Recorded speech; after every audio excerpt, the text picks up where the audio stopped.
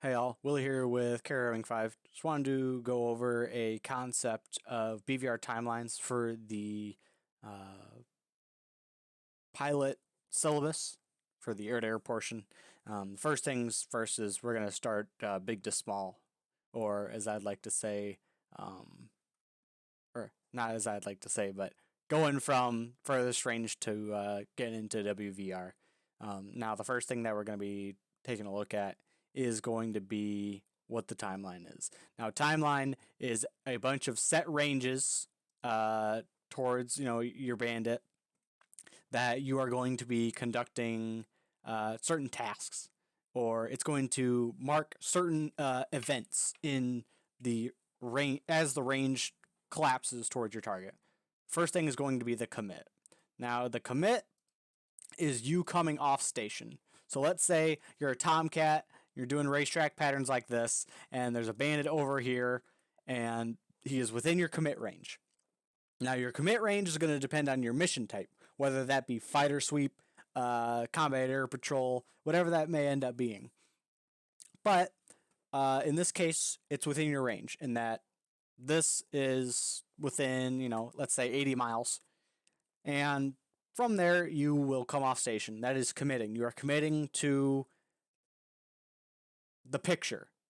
It's what is, I mean, there's no other way to put it besides being the picture. That's what AWACS will give you. It's what you'll see on your radar and your data link. You will commit and you will call a target, because commit, you're just coming off station, and then on pry, telling everybody, AWACS and all, that you are going to target a certain group. Now, these groups are going to have names, so that's going to be single group, trail group, lead group, north group, whatever it may be, but it's all relative. So let's say, for example, you have a group right here and a group right here, and that there's north and south. It'll be named that way, and that is for more specific purposes.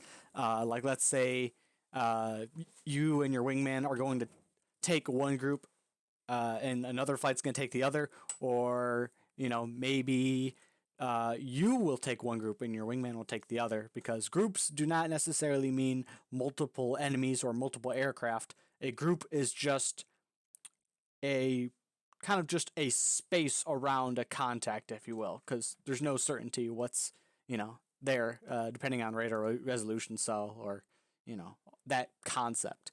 But it's going to be the commit and then the target. So this will happen usually, at least for the Tomcats, around 100 to 80 miles. Yeah. Moving on there, you will hit TAC range, and TAC range swaps the way that the AWACS will talk to you.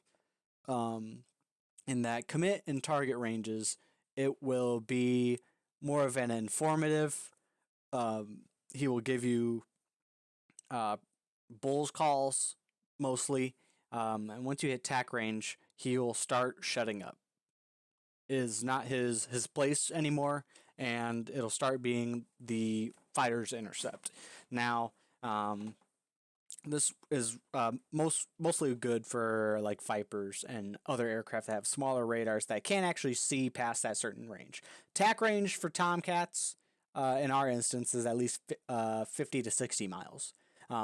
Because we can see them at that point. It's our intercept. We're not being thrown around the sky by the AWACS. That sort of idea. But that'll be our TAC range.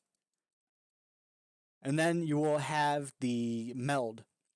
And the meld is a really interesting idea where you and your wingman are looking at two different points of sky. So let's say, for example, this is the cockpit. There's my canopy rails. There's my HUD, if you want to call it that. And the radar itself is going to be looking a certain elevation, or a certain scan volume. So let's say I'm looking up high. I'm looking almost level and high. So that's gonna, your elevation on your radar is going to be more like 5 to 10 degrees, whatever that may end up being. It could be an exact range and altitude. And your wingman is going to be looking down low. So let's say dash 2 is looking down low like this. So you might not know that there's bandits down here. You might have to wait all the way up until meld range to see that bandit. You're going to be relying on data link, and if you don't have data link, you're just going to have to rely on trust. And that you will be looking up high. You're looking for bandits that are trying to sneak past the radar. That sort of idea. Now, this concept is not. It's very much something that happens with Hornets and stuff like that. With the Tomcat, the radar is so big, it has such a large scan volume that it doesn't really matter. We have the 8 bar 65 degree. It is not that necessary. In that the meld range is often disregarded for good or for bad. Personally, what I usually do is as soon as I get the call and I'm doing my Tomcat thing, I'm doing my Rio thing, and I'm looking at the radar, I'm generally going to be looking level anyway. I'm going to be seeing high and low. It doesn't matter if if there's something down low or stuff like that, because we will see it. You're going to see it regardless. So meld range is an idea. It's a concept for us, in that what we will likely do is skip the meld range. Right around tack range, if not tack range exactly, we will just put our radar on and around the bandit. We will start deconflicting certain information. We will look at how many aircraft are really there. I'll show that a little bit later, but that is what the meld is. So meld is going to be that where everybody slaves their radar onto the enemy group. Now, the next range is going to be your sorting. Now, sorting is generally per SOP. So let's say, for example, you have a 2 ship of bandits that are in some formation like this, and you are like this with your wingman. Okay? Now, certain sorting SOPs will say, okay, well, if this guy will take this guy will take this guy, or let's say this guy's at 20,000, this guy's at 10,000 feet, and then it'll be, lead takes the high guy and 2 takes the low guy, or you do lead and trail. So this is dash 1 will take the lead guy, dash 2 will take the trail guy. And that's usually how it goes. There's certain instances where these 2 aircraft do not break out. And that's what I was saying earlier with the attack range, where deconflicting, you might not see these guys on radar till very, very close, which can be a pretty big detriment to the timeline if you're really strict about it. In that on the radar, these 2 contacts will be super close together and you won't be able to see it. So it'll just show up as, it'll show up like this on the TID, However, you look at the DDD and there's actually 2 contacts there, which can be a real issue. But if you have a proficient Rio crew who just knows that you can just go to pulse within 50 miles and you can see how many contacts are there in range, that's where the sorting comes into play. And it takes a pretty decent lead Rio and wing Rio crew to figure that out. But this is where the sorting comes in. That's where you say you will attack him, you will attack him.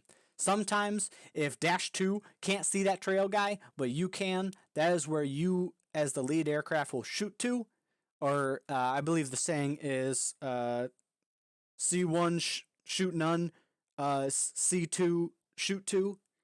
That's where the idea comes into play. And after the sort is going to be the Fox. And that's a very, very well-known term in the DCS community, the Fox call. That is where you will be shooting your missiles. Depending on the level of threat, this could be 30 miles, this could be 45 miles, this could be 20. It really depends on the threat. Our timelines in Carrier Wing 5 here will follow 3 main ideas. We'll do a very much low threat timeline. We'll do a medium threat timeline and a high threat timeline. Low threat timelines will be like aircraft that only have Fox 2s, like very very basic Gen 2 air or Gen 3 aircraft like MiG 21 bis, F5, Mirage F1, aircraft like that that don't have very good WVR. It's Fox 2s only. We will look at medium threats when it's like, okay, they have Fox 1s or they have very, very rudimentary Fox 3s. And we will kind of employ in the middle. That'll be your 35 to 45 range. And then the high threat, that's like your MiG-31s. That's your Iranian Tomcats. This is where you start looking at foxing at 50 miles, maybe high 40-mile range. You might be able to get away with 60 depending on the closure of the target, the range that you're firing, the altitude that you're firing, the altitude of the enemy. All those can come into play as factors. So that's where that comes into play. Now, after you fox, you're going to go to the crank. This is almost at the same time. After you fox, you're just going to crank. So that's the act of cranking is to reduce closure, because even if you have weapons, he does too. So let's say, you shoot, you crank. Well, if you don't crank and you're just keeping on going, well, all that bad guy down here, all he's got to do is wait for you to hit that range that is good for his missile, and he's going to shoot. So you crank after you fire, your missile's going, and as soon as he starts defending, it's generally a good idea to, pitch right back in. Once you are certain that you are naked, or as the definition of naked comes to be, no RWR lock. This will be a little bit of an issue if you're going against TWS capable contacts. But let's say for the easiest case, you will turn back in as he's defending, and you want to just drop that closure as fast as possible. That way, when he comes back around, so let's say he's defending off this way, like that, you want to be hauling on him, because that way, as soon as he tries to come back in at you, you already got a lock on him. You already got a missile either in the air or about to be in the air. Trigger's about to be squeezed. And just give him no reaction time. Make him worry that there's a missile in the air. This is where when he pitches right back in, active Phoenixes right off the rail are a great idea, because they get the RWR warning immediately. They will not know when that missile is about to be there. And depending on how you crank, whether you crank really, really low with the bandit so that he doesn't see you anymore, or he doesn't have data link on you, him pitching back in to an unknown picture for him is a terrible idea for him, and amazing for us, in that we can just lock him up, fire something at him, and he's just going to have to defend. And I mean, it's as easy as that. So, I mean, that's really the gist of the whole BVR timeline. The whole WVR arena gets a little bit different, but once you're going against Fox 1 versus some other stuff, this is very much a Phoenix timeline. That low threat timeline that I was talking about, that is where you can start looking at your AIM 7Ps.